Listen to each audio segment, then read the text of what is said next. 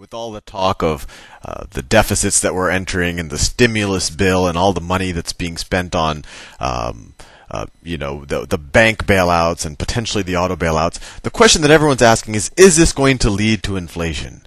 And that is what I hope to address in this video. And I guess a good starting point is, well, what is inflation? Well, it's a general increase in the price of goods and services. So, they actually measure it by they take a basket of goods and services and they see how those prices compare to a reference year. And if those prices go up by 3%, they might use a consumer price index. They'll say inflation increased by 3%. So that's what's inflation. And the opposite of inflation is if things actually get cheaper, is deflation. If one year a 10 megabytes of RAM costs X dollars and then the next year it costs a little bit less, it's actually a deflationary process, at least in that market. So with those definitions out of the way, let's talk about a little bit about what causes it. A couple of days ago, I made these videos on cupcake economics where I talked about what happens when the cupcake factories have high utilization or low utilization, what that might happen with prices. And the reason why I did that is because I really wanted to make it very clear that it really is utilization of factories or of people that drive prices. So if I have, let's see if this is all of the capacity that I have. And when I talk about capacity in this video, I'm speaking in very general terms. It's all of the goods and services that we could produce. We could just talk about labor capacity, and then unemployment rate is a measure of what is essentially not being utilized. But let's just talk about that. This is just our capacity, our productive capacity. In those cupcake economics videos, I showed that if the demand is pushing up against capacity, let me do demand in a different color. If demand is really close to capacity, and I know everything I draw kind of looks like balance sheets, but this isn't intended to be a balance sheet. This is intended just to show you that demand is pushing up against capacity. So in this situation, let's say, this is capacity. If demand is at 90% of capacity, then the people with the capacity might say, gee, instead of trying to just try to sell that extra unit, so this is demand, instead of just trying to sell that extra unit and have to worry about all the raw materials and have to work for that extra unit, why don't I just raise prices? Right? So high utilization, let me write that down.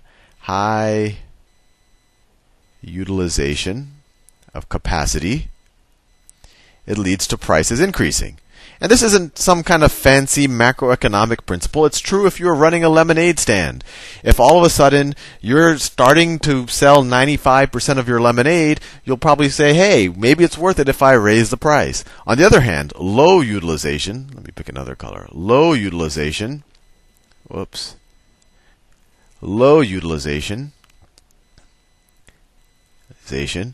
lead to prices dropping.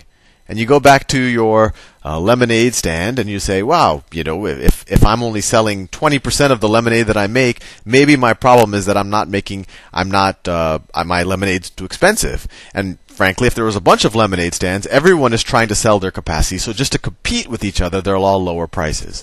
And actually, I'll throw another thing in here that's a little unrelated to inflation, but high utilization, it makes prices go up, and it also makes people want to add more capacity, right? So it also investment goes up. Both of those things to add more capacity, but we won't worry about that right now. So if you accept that, and I think it's a reasonable argument because it's really based on, I think, common sense things, then I think you'll buy the argument that if you have very low utilization, it's difficult to have inflation. And likewise, if you have very high utilization, it's hard to avoid inflation. And to kind of hit the point home, I took our company's Bloomberg terminal and copied and pasted these charts here. And the orange, I know you can't see it that well on YouTube, so I'll try to make it clear with my drawing. But this orange, and I'll do it the same color. This orange shows capacity utilization. And the starting date right here was, I think it was 1967. 1967, this is 1969, actually December 31st, 1969. So this is 1970, beginning of 1970. This is beginning of 1980, beginning of 1990. This is 2000. This orange line represents capacity utilization. So up here, this is 90% utilization. And then down here, this is 70% utilization. So if we look here in the late What is this? This is the late 60s right here. We had very high utilization. arguably because of the Vietnam War. We had factories running at capacity to build bombs and Agent Orange and God knows what else. And then utilization went down. We could talk a lot about the history. But in general, the interesting thing, well, actually, before I go into kind of what happened, let's think about what this white line is. So the orange line is utilization. Up here we had like 90% utilization. Very recently, this was like 2007, we had 80% utilization. And then very recently, utilization has dropped off, which essentially means we're not, running our factories at full tilt. This white line is year-over-year inflation growth. Let me do that in white. This is year-over-year inflation growth. And actually, let me draw a zero line so we can separate inflation from deflation. So let me see. Zero inflation is right over here. That's zero inflation. And you see in this time series that I've done it, we've never had zero inflation, although we have had periods of very high inflation.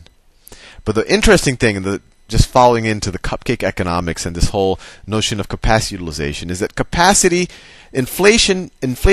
periods are always preceded, at least all the data I have, by increases in capacity utilization, right?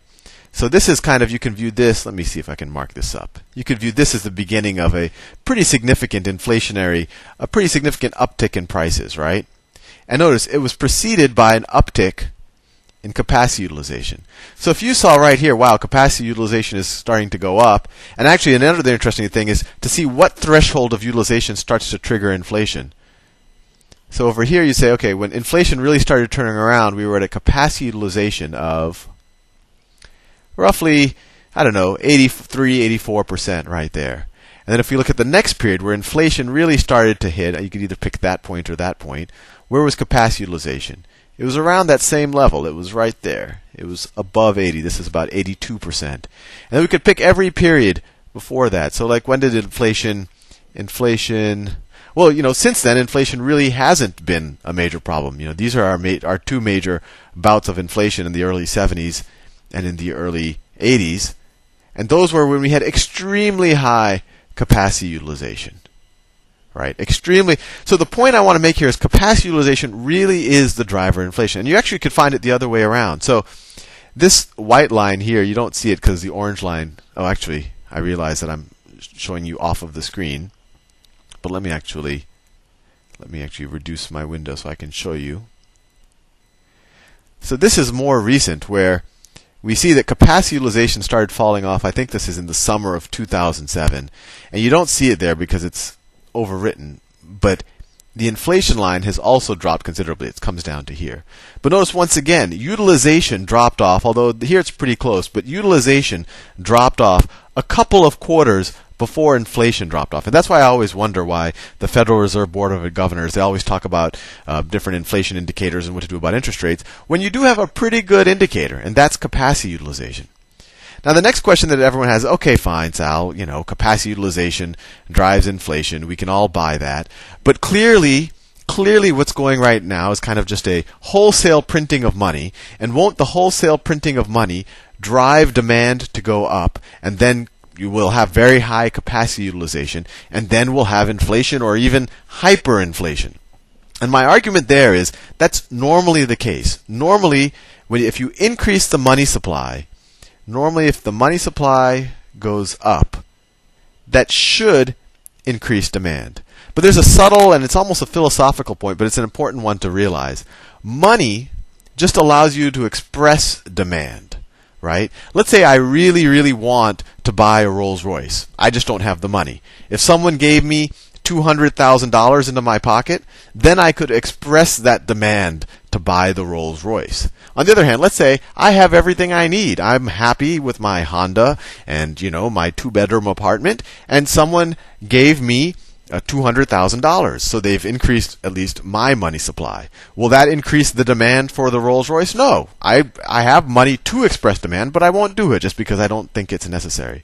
So you can make that same analogy in the economy as a whole, where you can imagine an island where, let's say there's 5 of us, or let's say 3 of us, because I don't want to draw 5 people. And between us, we use seashells as a currency, right? And we're very confident, and maybe I'm the builder, and this guy's the fisherman, and she's the, I don't know, she's the farmer, and then I use, let's say in 1 year, I use a seashell to get some fish, and then he uses that seashell to buy some crops, then she uses that seashell to buy a house, then I use that seashell again to buy more fish. So you can see that one seashell, even though my money supply on that island is one seashell, it can transact many times in that year. So the velocity in this example is very high, right? So you notice that my expression of demand happens in these actual transactions.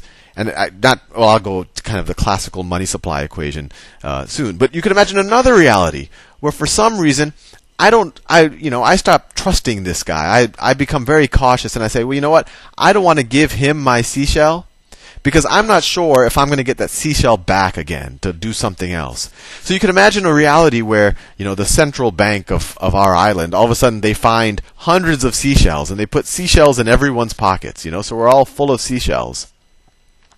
But all of us have just lost so much confidence in the economy, or are so unsure over whether other people are going to use my goods and services that I don't want to use their goods and services. So we all just start hoarding seashells. So this is a situation where the money supply could actually increase pretty substantially, but since no one wants to express it through demand, it's not going to increase utilization. And so in the situation that we're in right now, if you're wondering about whether you're going to see inflation or deflation, my argument is, look at capacity utilization. People can point to the money supply. They could say that, money supply, and this is the classic kind of money supply equation, that the money supply times the velocity of money, that's how often the actual dollar switch hands, is equal to the price of the average price of goods times the total quantity of goods and services we have. So most people say, wow, if the money supply increases, then won't prices increase? Well, that would be true if you assume that velocity and quantity are constant.